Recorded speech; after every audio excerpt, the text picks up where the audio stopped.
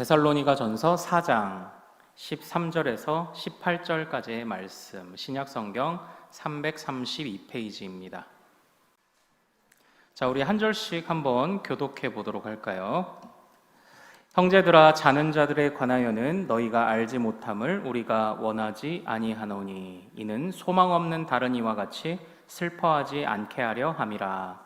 우리가 예수께서 죽으셨다가 다시 살아나심을 믿을진대 이와 같이 예수 안에서 자는 자들도 하나님이 그와 함께 데리고 오시리라. 우리가 주의 말씀으로 너희에게 이것을 말하노니 주께서 강림하실 때까지 우리 살아 남아있는 자도 자는 자보다 결코 앞서지 못하리라. 주께서 호령과 천사장의 소리와 하나님의 나팔 소리로 친히 강림하시리라. 그리스도 안에서 죽은 자들이 먼저 일어나고 그 후에 우리 살아남은 자들도 그들과 함께 구름 속으로 끌어올려 공중에서 주를 영접하게 하시리니 그리하여 우리가 항상 주와 함께 있으리라. 말로 서로 위로하라. 아멘. 아멘. 자, 오늘 우리가 함께 읽은 이 말씀을 통해서요, 일회용 영접을 주의하라라는 그런 제목으로 또 은혜를 한번 같이 나누도록 하겠습니다. 자, 일회용 영접을 주의하라. 어쨌든 어제 우리 명랑운동회가 이제 잘 끝났는데요, 참여해 주셔서 감사드리고, 명랑운동회를 이제 하다 보니까 제가 생각나는 이야기가 있어서 하나 좀 말씀을 좀 드리도록 하겠습니다. 예전에 그 아주 전설적인 경주가 하나 있었습니다. 달리기 경주였는데요, 바로 토끼와 거북이의 경주였습니다. 그래서 토끼와 거북이가 이제 경주를 하는데, 우리는 토끼 그리고 거북이 이 두 선수만 열심히 경주를 했다고 생각하잖아요. 근데 그렇지 않아요. 사실은 토끼 응원단이 있었고요, 거북이 응원단이 있었어요.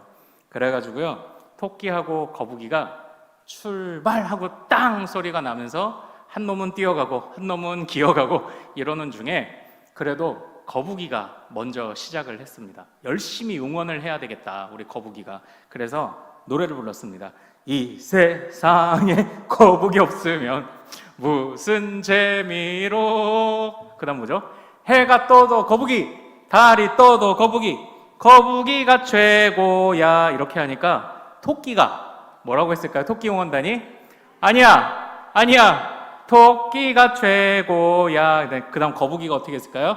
아니야, 아니야, 거북이가 최고야. 그 다음 토끼가 아니야, 아니야. 이렇게 하루 종일을 한 거예요. 그러다 보니까 목이 다 쉬었습니다. 아니야, 아니야, 거북이가 최고야. 아니야, 아니야, 토끼가 최고야. 이렇게 하루 종일 응원전이 지지 않았던 거예요. 그런데 그때에 모두가 이 응원전에 지쳐갈 때쯤 한 지혜로운 거북이가 이 응원전에 끝을 맺었습니다. 아니야, 아니야, 거북이가 최고야. 이렇게 해서 이제 거북이가 응원전에 승리를 했다는 이런 이야기가 있어요. 어제 이제 우리 청팀, 백팀 이렇게 서로 박수 치면서 이렇게 응원하는데, 모르셨죠? 저 혼자 이 생각해갖고 웃느라고 혼자 너무 웃으면 또 이제 앞에서 이상해 보일까봐, 요거 내일 얘기해드려야지 이 생각 들었는데, 재밌죠? 자, 여러분, 끝날 것 같지 않은 상황에도요, 끝이 있습니다. 결과적으로 어쨌든 제가 드리고자 싶은 말씀은 그거예요. 끝날 것 같지 않은 상황에도 끝이 있어요. 지혜롭게 바라보면 끝이 있게 마련이에요. 이걸 이렇게도 표현해 볼 수 있겠죠. 어려운 일들이 있습니까? 이 또한 지나갈 거예요. 지혜의 눈을 들어보면 끝이 보인다는 그런 말입니다. 그런 교훈을 좀 하나 드리고 싶어요. 그리고요, 끝날 것 같지 않은 이 세상에도요, 성경은 끝이 있다고 이야기를 합니다. 오늘은 이 끝에 관해서 조금 이야기를 조금 더 나눠보기를 원해요. 이 세상은 분명히 끝이 있습니다. 우리 주님이 그렇게 말씀을 하셨기 때문이죠. 지난주에 우리가 살펴본 말씀에서도 그러지 않았습니까? 분명히 끝이 있어요. 비록 환난의 때가 계속 이어질 거예요. 그리고 종말에 수많은 징조들이 있을 거예요. 그런데 이 징조는요, 2000년이 될 수도 있고요, 몇만 년이 흐를 수도 있어요. 그런데 아직 끝은 아니다. 이런 징조가 나타난다라는 것이 우리가 주의하고 경계해야 할 어떤 종말론적인 종말의 사인인 것은 분명하지만 끝은 달라요. 끝은 언제 끝이 납니까? 주님이 오셔야 이제 끝이 나는 거죠. 성경은 이처럼 분명히 끝에 대하여 말하고 있습니다. 그런데 이 끝을 대하는 자세는 저마다 다릅니다. 역사상으로도 그렇고요. 우리 안에도 그런 마음이 있을 수 있어요. 끝이 있어? 그러면 끝에만 자르면 되겠네? 이런 사람들이 있을 수 있습니다. 그래서 역사상 많은 사람들이 죽기 직전에 세례를 받는 거예요. 그런데 죽기 직전에 세례하려고 목사님이 오시는데 만약 죽었다 그러면 어떻게 되나요? 그럼 이제 그냥 난감해지는 거죠. 그런데도 수많은 사람들이 마음대로 살다가 마지막에 세례받았던 이런 기록들이 있습니다. 그리고 또 끝이 있다고 말하니까요, 어떤 사람은 두려워만 하는 사람이 있어요. 두려워한다. 언제 주님이 다시 오시면 천지가 요동하고 그냥 징계하고 이런 두려움을 갖는 사람이 있어요. 또 어떤 분은요, 정말 마지막 때의 위로를 기다리는 사람도 있습니다. 잠잠히 기도하며 정말 그래 마지막 때의 위로가 있구나 그런 기도하는 사람이 있고요. 또 어떤 분들은 나 빨리 가고 싶어 이러시는 분도 있어요. 그냥 주님 진짜 그냥 오늘 당장이라도 오시면 좋겠네 이러시는 분도 있더라고요. 근데 많지는 않습니다. 왜냐하면 그 자식 생각도 나고 하고 싶은 것도 많고 내가 이 나이에 죽으면 안 될 것 같고 막 이제 이러니까 저마다 다 반응이 다양하더라고요. 여러분들은 어떤 타입이십니까? 1, 2, 3, 4번 중에 여러분들은 끝이 있다, 끝이라는 말을 들었을 때 어떤 마음들을 가지고 계신가요? 오늘 우리 데살로니가전서 4장 말씀을 통해서 이제 이 끝에 관한 가르침을 우리 지난주에 이어서 조금만 더 보자고요. 그 성경은 우선 이렇게 이야기를 합니다. 우리 13절 말씀 한번 같이 읽어보겠습니다. 자, 시작. 형제들아, 자는 자들에 관하여는 너희가 알지 못함을 우리가 원하지 아니하노니 이는 소망 없는 다른 이와 같이 슬퍼하지 않게 하려 함이라. 아멘. 이렇게 되어 있죠. 여기서 주님은요, 이 세상에서 죽은 성도들에 관해서 한 가지 의미 있는 표현을 사용하십니다. 바로 어떤 자들이다? 그것이 자는 자다 이렇게 얘기를 해요. 그러니까 저하고 이제 장례식장을 다니시는 분들은 제가 즐겨 사용하는 표현을 알 겁니다. 아실 거예요. 자, 우리 세상은요, 먼저 떠난 사람을 뭐라고 표현하나요? 망자. 그럼 남은 가족을 뭐라고 말하나요? 미망인 이렇게 얘기하죠. 무슨 뜻입니까? 망자는 망한 사람이에요. 미망인은 아직 안 망한 사람이죠. 자, 그러나 우리 믿음의 성도들은요, 주님이 뭐라고 표현하는지 보십시오. 뭐다? 자는 자다. 왜 우리 자죠? 잠이라는 건 뭔가요? 잠잔다라는 건 깨우면 일어날 수 있다는 거죠. 그러니까 우리 주님에게 있어서 이 세상의 죽음이라는 것은요, 깨우면 일어나는 겁니다. 그래서 여기서 보십시오. 자는 자들에 관하여, 지금 왜 자는 자들에 관해 왜 말씀을 하십니까? 소망 없는 사람들이 있더라. 그러니까 너희는 정신 차리고, 너희는 망한 게 아니다. 미망인이 아니다. 너희는 소망이 있는 자들이니까 소망 없는 자들과 같이 하지 말고 슬퍼하지 말아라 라는 이 말씀을 지금 주님이 우리에게 주고 계신 거예요. 그런데 그 자는 자들을 어떻게 하신다? 잠자는 자의 특징이 뭐죠? 깨울 수 있다라는 거잖아요. 그래서 14절이 있어요. 우리 14절 같이 읽어보겠습니다. 자, 시작. 우리가 예수께서 죽으셨다가 다시 살아나심을 믿을진대 이와 같이 예수 안에서 자는 자들도 하나님이 그와 함께 데리고 오시리라. 아멘. 이렇게 되어 있어요. 자, 어떻습니까? 자는 자들을 주님이 깨워서, 자는 자들을 깨워서 데리고 오신다. 조금 부연 설명을 하자면요, 지금 이때에 주님이 어떤 방법으로 깨우시나요? 어떤 방법으로 깨우시죠? 먼저 자는 자들을 화장한 자들을 어떻게 깨우죠?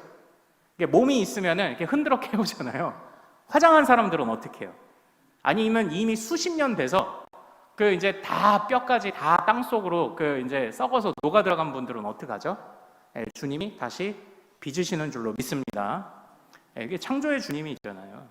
그리고 영혼은 어디에 있나요? 그동안 영혼은 주님 약속하신 천국에 주님 보좌 앞에 있다가 잠시 떨어져 있다가 이것이 마지막 주님 다시 오시는 그 극치의 날에, 구원이 최종 완성되는 날에 육신의 부활과 잠시 떨어져 있던 영혼이 다시 만나 변화산의 주님처럼 신령한 몸을 이루게 되는 것, 이게 바로 주님이 재림하실 때의 모습이에요. 우리는 그렇게 깨어나는 겁니다. 자, 그러니까 우리는요, 망한 사람이에요? 안 망한 사람이에요? 우리는 안 망한 사람이에요. 안 망한 사람이에요. 우리 망인이 아닙니다. 이 개념을 정확하게 가지고 있어야 돼요. 자, 그런데 이제 굉장히 신비롭죠. 이 끝에 관한, 마지막 때에 관한 가르침들은요, 굉장히 신비롭습니다. 어떤 일이 일어나는지 우리 조금 더 한번 보죠. 자, 그때 16절과 같은 일이 일어납니다. 우리 같이 한번 읽어보죠. 16절 시작. 주께서 호령과 천사장의 소리와 하나님의 나팔 소리로 친히 하늘로부터 강림하시리니 그리스도 안에서 죽은 자들이 먼저 일어나고, 이렇게 돼 있어요. 여기서 주님이 호령하신답니다. 호령 뭘까요? 호령이 뭔가요? 이거요. 저 이거 호령 이거 찾아보다가 굉장히 재밌더라고요. 그 영자 신문 중에 코리아 헤럴드라고 있죠. 코리아 헤럴드. 헤럴드란 뜻입니다. 호령. 그러니까 임금들이 올 때 쉬 물러거라는 그거. 그러니까 지금 그 코리아 헤럴드가 말하자면은 그 이슈가 되는 사건을 호해요 호해 하듯이 이제 퍼뜨린다는 그런 뜻이잖아요. 이 호령이 그겁니다.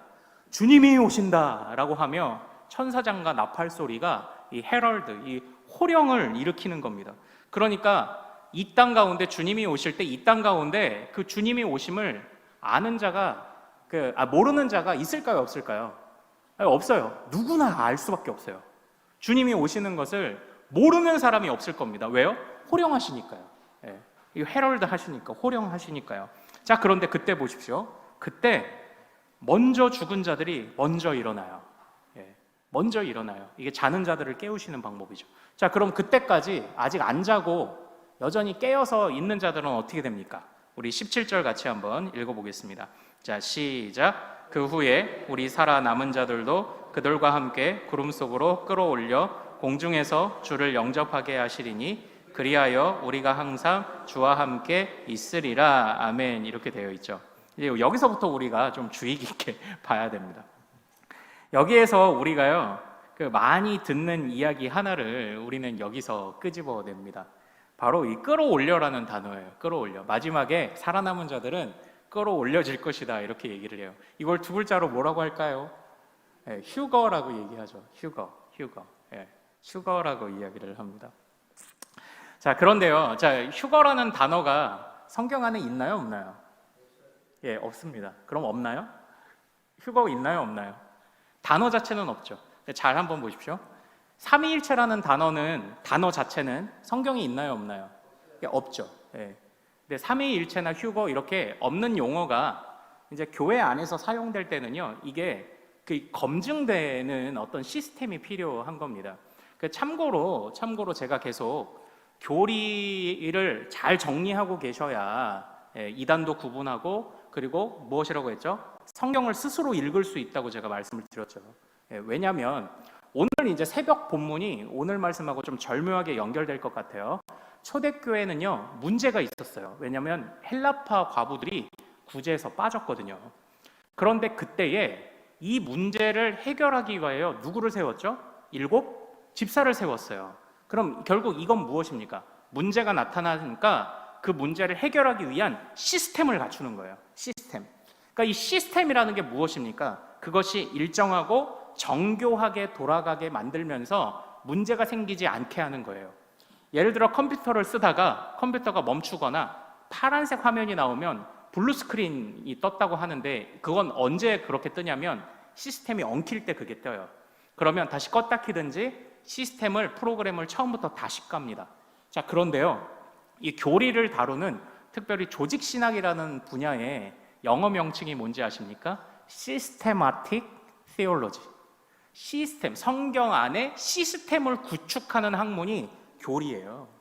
그러니까 성경 안에 시스템을 쫙 구축해 놓고 이제 이것을 기준으로 판단하는 겁니다. 이 시스템에서 어긋나면 지금 우리 신앙이 블루 스크린 뜨고 어긋나게 돌아가고 있는 겁니다. 그러니까 빨리 본래 시스템이 무엇인지 빨리 돌아와라 라고 말하며, 그래서 성경 안에 없는 용어를 통해 설명하기도 하고요. 그러나 함부로 용어를 만들진 않아요. 그게 역사상 뭐다? 2000년, 최소 2000년의 교회 역사 안에서 동의가 되고 그리고 합의가 된, 종교개혁가와 초대교회 안에서 합의가 된 그런 용어들만 사용하는 거예요. 자, 그런데 사실 그래서 삼위일체라는 용어는 이 시스템 안에서, 종교개혁과 사도들의 시스테마틱 안에서 사용되는 건전한 단어로 인식되고 있지만, 문제는 이 휴거라는 단어입니다. 그래서 제가 지난주에도 휴거요? 어떤 휴거요? 휴거가 몇 종류 좀 돼요. 이게 휴거가, 근데 몇 종류가 된다는 표현보다는 이 휴거를 정의 내리는 방식이 조금 더 달라요. 그러니까 이걸 얘기하자면 우리 전천년설, 후천년설, 무천년설도 좀 봐야 되고, 전천년설과 유사한 세대주의적 전천년설도 좀 봐야 되고 하는데, 오늘은 그 얘기를 많이 하지 않을 겁니다. 그 얘기를 많이 하면은 여러분들을 제가 감히 예언하건대 3분 안에 다 재울 수 있어요. 어제 체육대회도 하고 피곤한데 잘 됐다, 목사님 해주세요. 그러시는 분 절대 안 계시겠죠. 그래서 오늘은 조금만 얘기를 해볼게요. 자, 여기서 어쨌든 이 휴거에 관해서 너무 많이 얘기하면 좀 논란이 되니까 한번 잘 보자고요. 여기서 이 끌어올리다라는 이 표현은요, 아르파조라는 뜻입니다. 그러니까 우리가 성경을 해석을 할 때에 제가 뭐라고 말씀드렸죠? 그 단어가, 헬라어나 히브리어 단어가 사용된 용례를 검토한다고 말씀드렸잖아요. 그래서 합리적인 근거를 찾아야 돼요. 그런데 이 아르파조라는 단어는요, 생각보다 어려운 단어가 아니더라고요. 끌어올리다라는 뜻인데요, 좀 어떤 의미냐면 강하게 잡아서 이끌다라는 뜻이에요. 조금 주님이 강하게 잡아서 이끌다, 이런 뜻입니다. 그런데 이것만 놓고 보면 휴가가 있냐면요, 있다고 하잖아. 하나님이 끌어올리신대잖아, 이러잖아요. 근데 중요한 거는 사실 그게 아니에요. 끌어올려가 중요한 게 아니라 그 다음 나오는 말이 중요해요. 우리 17절 다시 한번 같이 읽어보겠습니다. 자, 시작. 그 후에 우리 살아남은 자들도 그들과 함께 구름 속으로 끌어올려 공중에서 주를 영접하게 하시리니 그리하여 우리가 항상 주와 함께 있으리라. 어떤 분들은 어떤 유튜브 사랑침례교회 이런 거 유튜브 들으시는 분들은 이 구름 속에 이것도 지금 아마 중요하게 들으신 그런 표현 중에 하나일 겁니다. 참고로 사랑침례교회 그 유튜브 들으시는 분들 주의하십시오. 그분들은 종교개혁과 칼빈주의를 대놓고 비판합니다. 그분들은 종교개혁의 후예 아니에요. 주의하십시오. 제가 일단 이 정도만 이야기를 할게요. 자, 그런데 끌어올려, 사람들은 자꾸 여기에 주목해요. 근데 한번 잘 생각해 보세요. 무엇을 위해 끌어올려지느냐, 이걸 봐야 돼요. 초점은 끌어올려에 있지 않아요. 그러니까 이게 주님이 구름 속으로라고 했을 때, 이게 그냥 구름이 성경에 보면요, 고민해 봐야 돼요. 우리가 저 하늘의 구름인가요? 성막에 임재한 구름인가요? 구름은 하늘에도 있네요. 성막에 임재한 구름은 땅에도 있네요. 어떤 구름이요? 어떤 구름? 그러니까 우리가 이거 좀 고민을 해봐야 되거든요. 자, 그런데 어쨌든 우리가 끌어올려졌다, 이게 끌어올려진다는 표현도 되고 강하게 이끌림을 당한다라는 표현으로도 이해할 수 있는데, 중요한 건 끌려져 올라가든 아니면 강하게 이끌림을 받든 핵심은 주를 영접하기 위해 우리가 끌려가는 거예요. 이게 초점이에요. 이 데살로니가 전서가 말하고 있는 초점이요, 주님을 영접하기 위해 우리가 믿는 자들이 거부할 수 없는 은혜로 하나님이 우리를 팍 낚아채신다는 거예요. 얼마나 감사합니까? 아니, 우리 왜 사진 찍다가 아니면 어떤 어린애들이, 우리 자녀들이 이렇게 놀다가 어디 위험한데 이렇게 떨어지려고 그러면, 막 침대에서 떨어지려고 그러면 가끔 아빠나 엄마가 그 아이 탁 낚아챌 때 있죠. 안 떨어지게. 그런 장면을 지금 말하는 겁니다. 중요한 건요, 왜 주님이 이끄시느냐예요. 영접하게 하기 위해 이끄신다라는 겁니다. 그런데 이 영접하다라는 단어를 보아야 돼요. 이 영접하다라는 단어는요, 헬라어로 아판테시스라는 바로 그런 단어입니다. 그런데 이게 성경에 보면 딱 3번 쓰였어요. 이런 단어는 정말 귀하고요, 의미가 명쾌합니다. 수백 건 쓰여서 의미가 여러 개 있으면 좀 어려운데, 이렇게 3번 쓰인 이런 단어는 의미가 명쾌해요. 자, 우리 데살로니가 전서 4장을 줄로 표시해 놓으시고 우리 마태복음 25장으로 가겠습니다. 예. 나중에 다시 데살로니가로 와야 되니까 표시해 놓으시고 마태복음 25장으로 가겠습니다.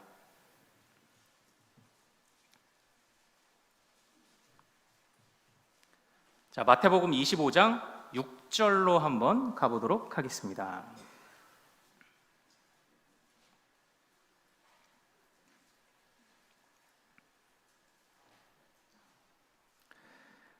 자, 같이 한번 읽겠습니다. 자, 시작. 밤중에 소리가 나되 보라 신랑이로다 맞으러 나오라 하매 아멘 이렇게 돼 있죠. 이 말씀의 배경은요, 신랑을 맞으러 나간 10처녀에 관한 바로 그런 이야기입니다. 5은 미련해요. 예, 미련하고 나머지 5은 어떻다? 슬기로워요. 슬기 있는 자는 미리 기름을 담아두고 있어요. 그리고요, 어떻습니까? 항상 깨어 있어요. 그래서 언제 주님이 오시던지 맞을 준비가 되어 있어요. 우리가 읽은 이 6절에서요, 우리 아판테시스라는 바로 이 단어 영접하다라는 단어가 이 25장 6절 어느 단어일까요? 예, 맞으러, 예, 그겁니다. 맞으러, 영접하다. 잘 생각해 보십시오. 또 이제 이 아판테시스라는 단어가 사용된 것이 뭐냐면 사도행전 28장에서 이제 여러 믿음의 형제들이 사도 바울을 맞이하러 올 때 그때 사용하는 단어 이렇게 딱 3번 쓰였어요.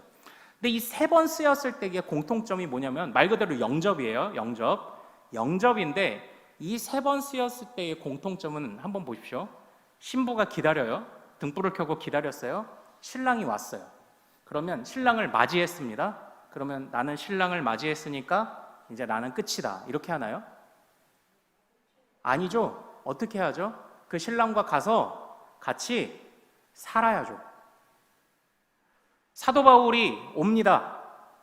믿음의 성도들이 사도 바울을 맞이합니다. 맞이했으니까 내 임무는 끝났어 하고 사도 바울 모른 척 하나요? 아니죠. 모셔와서 그를 대접하고 그의 말씀을 듣고 교제합니다. 성경 안에서 영접이다라는 것은요, 계속적인 교제를 의미해요. 이 아판테시스라는 이 단어가 의미하는 바가요, 명쾌합니다. 영접하면 계속 교제하는 거예요. 영접하면 떨어지지 않는 걸 말해요. 그러므로 우리가 마지막 때에 얼마나 은혜입니까? 마지막 때에 자는 자들도 일어나요. 살아남은 자들은 어떻게 된다? 자는 자나 살아남은 자나 모두가 주님과 붙어서 더 이상 떨어지지 않는다는 것을 의미하는 겁니다. 더 이상 떨어지지 않는다. 그러니까요, 우리가 마지막 때가 되면요, 정말 이 구원이 완성이 되는 거예요. 그래서 더 이상 뗄래야 떼어줄 수 없는 그 주님과의 그 교제, 만남, 이제 우리가 신랑을 맞이하게 되는 것을 이야기를 하고 있는 겁니다. 그래서 초점은요, 어떻다? 주님이 우리를 끌어올려 강하게 붙잡으셔서 떨어지지 않으신다. 이걸 이야기를 하고 있는 겁니다. 그래서 우리니까 이제 사실 마지막 종말론에 관해서는 계시록 20장에 관해서 어떻게 해석하느냐에 따라 3가지 가능성이 또는 4가지 가능성이 제기되는데, 그래서 이 요한계시록의 요한이 요한복음도 썼잖아요. 요한복음 1장에 보면 요한 신학의 전부가 다 담겨 있습니다. 말씀이 육신이 되어 우리 가운데 거하심에, 제가 이 거하심에라는 단어를 뭐라고 했죠? 굉장히 강력한 단어라고 말씀드렸어요. 성막치다라는 단어입니다. 그러니까 주님은 우리 가운데 이 세상에 오셨을 때도, 처음에 초림하셨을 때도 그렇고요, 재림하셨을 때도 그렇고요, 주님의 사역의 중요한 핵심은 우리와 함께 하시는 거예요. 우리와 붙어서 떨어지는 게 아닙니다. 자, 그런데요, 이제 잠깐 말씀드리면, 이제 제가 말씀드린 것처럼 이제 이걸 가지고서는 구름 위에 재림과, 그래서 이제 어떤 우리 세대주의자라고 하는 분들은 그래서 이렇게 말해요. 주님의 공중 재림이 있고 그리고 주님의 지상 재림이 있고 이렇게 얘기를 합니다. 네, 주님의 제가 참고로 이제 이 세대주의가 또 어떤 얘기를 하냐면, 휴거라는 것을 강조한 것도 이 세대주의라는 그 성경을 보는 입장의 영향인데, 이제 좀 간단히 말씀드리면요, 이 세대주의라는 것이요, 우리 종교개혁 시대에는 한 번도 언급되지 않던 이론이었어요. 이게 1800년대 초반에 나온 이론이거든요. 그러니까 좀 우리 여기서부터 좀 고민해 볼 필요가 있죠. 여기서부터. 그러니까 막 칼빈 선생님이 휴거, 들어올림, 이제 여기에 관해서 그가 쓴 데살로니가 주석을 봐도 별로 그렇게 언급을 안 해요. 중요한 건 우리가 주님과 떨어지지 않는다니, 여기에 힘을 꽉 줘가지고 우리 칼빈 선생님이 이 데살로니가 전서를 주석을 했습니다. 그러니까 그 1300년대 초반에 존 넬슨 답이라는 사람이요, 그 당시에 이제 계몽주의라고 하면서 인간의 이성으로 뭐든지 할 수 있다는 사상이 커지니까 사람들이 신앙을 멀리하기 시작했습니다. 그러다 보니까 그때에 그 사람이 이제 또 성경을 보는 독특한 눈도 있긴 한데, 여기까지 말하면 정말 이제 3분 안에 제가 재울 수 있습니다. 그러나 핵심은요, 이 사람이 임박한 휴거, 갑작스러운 휴거를 주장하면서 사람들의 마음을 빨리 돌이키려고 하려는 좀 그런 의도가 좀 있었던 거예요. 그래서 이것이 또 미국으로 넘어가서 우리가 잘 아는 위대한 부흥사 무디 선생님 있죠. 무디 선생님도 좀 이런 입장이었던 거예요. 이 세대주의의 입장, 임박한 진노, 이런 것들을 많이 강조하는 입장. 그러니까 어떻습니까? 임박한 진노를 강조하면 약간 좀 겁을 먹게 돼요. 그러면서 그런 방법들을 통해 조금 그 기독교로 사람들을 끌어당기고자 했던 어떤 그런 의도가 좀 들어있는, 바로 좀 그런 것이 바로 이 세대주의라는 또 이런 어떤 이 성경을 보는 그런 입장입니다. 그래서요, 좀 글쎄 좀 우리 안에 열심을 주는 것에 관해서는 좀 긍정적인 측면도 있다는 생각을 해요. 왜냐하면 우리나라에 들어온 선교사님들의 교단에 상관없이 종말론이, 이제 이런 종말론이 좀 많았거든요. 그러니까 그들이 함께 학생 기도 운동을 통해서 나 한국으로 가겠소라고 했을 때 사실 그들이 임박한 주님의 진노와 심판 때문에 그들의 마음이 많이 움직였다는 기록들이 사실 있더라고요. 그래서 한국까지 오게 되었고요. 그래서 그들의 교파와 상관없이 한국 사람들에게 주님이 언제 오실지 모릅니다, 임박한 진노가 있습니다 라고 말하며 좀 빨리 돌이키게 만드는 그런 영향을 준 것도 사실상 있습니다. 그러니까 이제 그 당시 선교사님들도 조금 입장이 여기서는 이런 입장, 저기서는 저런 입장, 조금 분명치 않았던 부분도 조금 반성할 부분을 학자들이 이야기를 하기도 합니다. 그러다 보니까 우리가 잘 아는 레프트 비하인드라는 소설이 있어요. 그 소설의 내용, 제목은 모르셔도 내용 들으면 아마 여러분이 아실 거예요. 언젠가 주님의 때가 갑자기 찾아왔을 때 참으로 진실하게 믿는 기차 기관사가 있는데 이 사람이 호련히 휘리릭 하고 하늘로 확 사라져 버린 거예요. 그럼 나머지 기차 탄 사람들은 어떻게 되나요? 운전사가 없으니까 사고 나서 죽죠. 이게 D.L. 무디와 많은 선교사들이 말하던 임박한 진노에 관한 방식이었어요. 그래서 이 레프트 비하인드라는 소설이 베스트셀러로 엄청 팔렸습니다. 자, 그런데 제가 일단 여기까지 이야기를 할게요. 그러니까 우리 종교개혁가들은 이런 입장을 말한 적이 거의 없어요. 칼빈은 더 그렇습니다. 그러니까 칼빈은 어떤 이런 내용들을 좀 상징적으로 보는 거예요. 뭐 하다못해 마지막 천년 왕국이 실제 문자적으로 천년이냐 아니냐, 또 그 천년 앞에 예수님이 오냐 뒤에 오느냐 하지만, 우리 칼빈 선생님은 데살로니가 전서 4장 주석에서 뭐라고 말하냐면, 주님과 우리가 함께 만나서 천년밖에 지낼 수 없다는 게 참 우스운 일이다, 이렇게 얘기를 해요. 왜냐? 영생인데 천년이라고. 그러니까 우리가 야, 너 왜 전화 안 받아? 내가 12번도 더 했어. 이거 12번 했다는 뜻인가요? 아니죠. 엄청 했다는 뜻인 거잖아요. 이것처럼 우리 믿음의 선배들은 이제 이런 부분들을 상징으로 본 거예요. 천년이라고 하는 건 긴 기간을 말하는 겁니다. 참고로 요한계시록 안에 14만 4천이라는 것은요, 구약을 상징하는 12지파, 신약을 상징하는 12사도 12, 12 곱해서 144, 그리고 1000, 이제 거기에 1000을 곱한 거잖아요. 이 1000이 레기온이라고 해서 로마의 군대 단위를 세는 숫자예요. 근데 실제 정말 14만 4천 명만 딱 줄 세워서 구원한다는 뜻인가요? 아니죠. 신구약의 성도들이 우리가 찬양한 것처럼 하나님의 군사로 나가는 걸 상징하는 표현인 거예요. 이것처럼 물론 모두가 다 그런 게 아니겠지만 어떤 부분들은 상징적으로, 어떤 부분들은 문자적으로 우리가 이 전통을 따라서, 역사적 전통을 따라서 이제 해석을 해야 돼요. 자, 근데 이제 다시 이제 조금 정리해 볼게요. 제가 너무 많은 얘기를 했는데, 핵심은요, 우리가 주님을 영접한다는 거예요. 마지막 때에 우리가 가져야 될 핵심은 우리가 주님을 영접해요. 그런데 그 영접해서 어떻게 됩니까? 안 떨어져요. 네. 그러니까요, 죄송합니다만 재림이 2번 있냐, 1번 있냐 이런 거 그냥 좀 잊으셔도 되는데, 나중에 또 설명할게요. 잊으셔도 되는데, 중요한 건 주님이 왜 우리를 들어 올리시든 끌어당기시든 마지막 때에 우리를 위해, 성도를 위해 주님이 무엇을 하시는가, 우리가 이걸 놓치면 안 돼요. 우리가 주님과 안 떨어지는 거예요. 네. 자, 그런데 그렇다면 그냥 야, 니네들은 종말 때 모르지, 나는 안다, 이거 자랑하라고 우리에게 종말론을 주셨을까요? 이제 정작 중요한 핵심은 이겁니다. 주님이 이 종말론을 왜 말씀하셨을까요? 마지막 때에 절대 안 떨어진다는 이 종말론을 왜 말씀하셨을까요? 자, 지금 성경이 마태복음에 펴 계시죠? 25장 13절 읽겠습니다. 25장 13절 같이 읽습니다. 자, 시작. 그런즉 깨어 있으라, 너희는 그날과 그때를 알지 못하느니라. 아멘. 주님이 종말론을 주신 이유는요, 미래에 대한 비밀 가지고 옥신각신 논쟁하라고 주신 게 아니에요. 지금 깨어 있으라고 주시는 거예요. 지금 깨어 있으라고. 그리고 다시 데살로니가전서 4장으로 넘어오겠습니다. 데살로니가전서 4장 18절 읽겠습니다.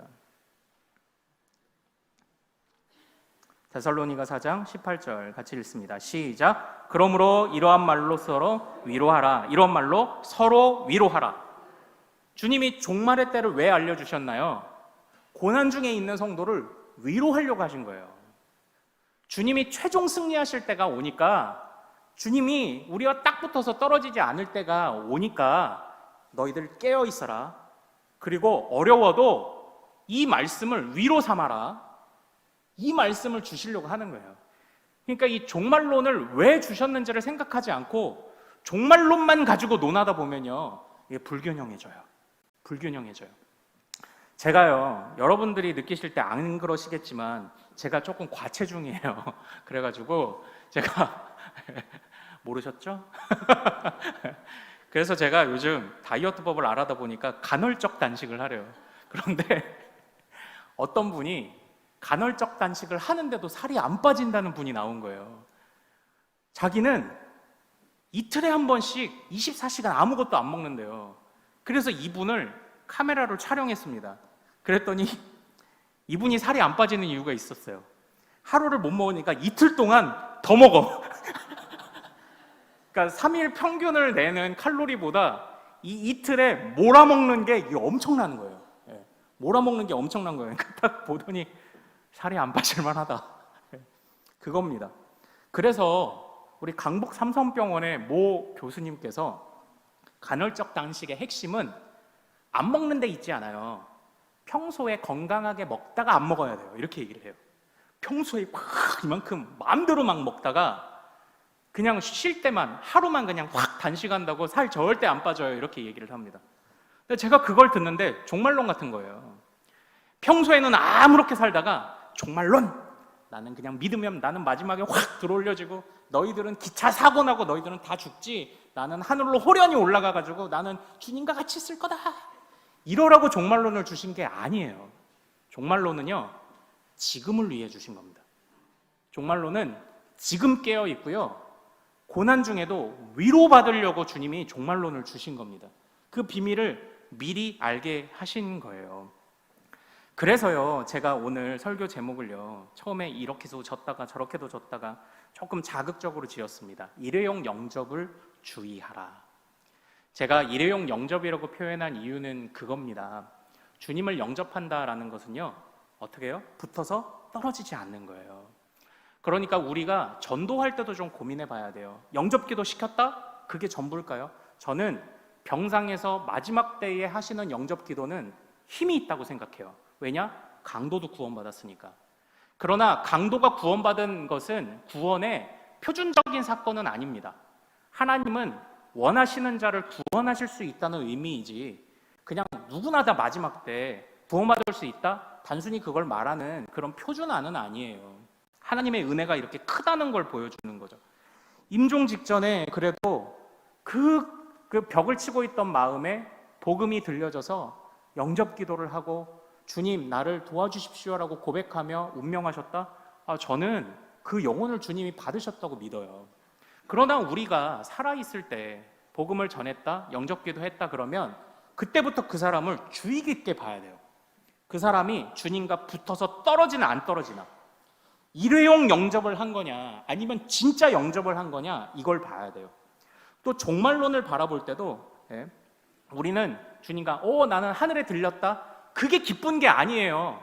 하늘에 들렸던지 아니면 내가 이 땅에 있는데 주님이 오시던지 어쨌든 주님은 우리를 만나러 오실 거예요. 아니 주님 보십시오. 성육신 하셨잖아요. 주님이 우리를 발견하셨잖아요. 우리가 들러 올라가든 땅에 있든 뭐가 중요해요? 주님이 우리와 함께 하시는데 어디에 있든지 우리를 발견하실 건데 핵심은 거기에 있어요. 오시는 주님과 또는 부르시는 주님과 우리가 떨어지지 않습니다. 그러므로 마지막 때에도 내가 나는 들러 올라갈 거야, 너네는 못 가지, 이러라고 종말론을 주신 게 아니에요.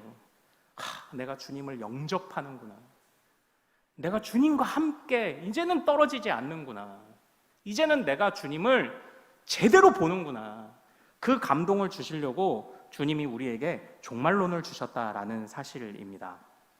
그러므로 사랑하는 여러분, 어찌 보면 지난주와 결론이 같은 것 같습니다. 우리가요 주님과 붙어서 떨어지지 않게 하시려고 종말론도 주셨어요. 붙어서 떨어지지 않는 것이 믿음이라고도 하셨습니다. 붙어서 떨어지지 않는 것이 영접이라고 하셨어요. 왜냐? 신랑이니까요. 신랑과 신부는 계속 붙어 있어야 되거든요. 계속 붙어 있어야 신랑과 신부잖아요. 바로 그 말씀을 우리에게 주시고 계시다는 사실을 절대 잊지 않으시기를 소망합니다. 그러므로 종말론은 좋은 거예요. 종말론은 아니 주님 당장 오시면 내 자식도 저도 저희 로아하고 아리엘이 크는 거 더 보고 싶거든요. 다시 한번 강조합니다. 저 5년 전에 저희 막내가 만들어준 이거 아직까지 기억하고, 이거 제가 1부 때는 설명 안 드렸죠. 이거 5년 전에 만들어준 거 제가 아직도 이러고 있어요. 그러니까 저도 제 딸하고요 더 오래 살고 싶고 하는데요. 그래서 종말이 온다? 근데 생각해 보니까 좋잖아요. 다 같이 갈 거니까, 딱 붙어서 다 같이 가니까 좋잖아요. 이 종말론은 좋은 거예요. 이거 갖고 싸우라고 주신 것도 아니고요. 우리가 지혜롭게 분별할 필요는 있습니다. 종말론은 좋은 거예요. 현실을 이기게 하는 힘을 주시고자 주님이 우리에게 이 종말의 비밀을 알리신 겁니다. 자, 다른 것 다 잊으셔도 괜찮습니다. 주님이 우리와 딱 붙어서 떨어지지 않을 주님의 놀라운 계획을 가지고 계신 거예요. 그러니까 우리는 현실에서 어떻게 한다? 힘을 내며 살아가면 되는 겁니다. 주님과 붙어서 떨어지지 않을까, 깨어 있어서 주님이 우리와 함께 하신다는 사실에 위로받으며 이 믿음을 지켜나가는 것, 이게 바로 주님이 우리에게 종말의 때를 알게 하신 비밀이다라는 것, 이것을 절대 잊지 않으시는 우리 모든 성도님들 되시기를 소망합니다. 나는 살고 너만 죽고 이러라고 종말론 주신 거 아니에요. 이러라고 주신 거 아니에요. 현실에서 주님이 맡기신 일들을 묵묵히 감당하며 잘 견디라고, 위로받으라고 주신 것이 종말론이다라는 것을 우리 잊지 않으시는 우리 모든 성도님들 되시기를 소망합니다. 우리 같이 한번 기도하겠습니다. 하나님, 이번 한 주일도 주님께 맡깁니다. 하나님, 이 또한 지나가리라 하며 우리가 인내도 하게 하시고 견디게도 하시고, 기도하는 제목들 많은데 주님이 자꾸 침묵으로 말씀하셔도 침묵도 가장 좋은 응답이라는 것 또한 우리가 깨닫게 하옵소서. 마지막 때가 분명히 있습니다. 그러므로 깨어있게 하옵소서. 그리고 우리가 함께하는 성도들과 함께 주님의 위로받으며 견디고 버티고 살게 하여 주옵소서. 우리 한 주일을 주님께 맡기며 같이 주여 한번 부르고 기도합니다. 주여!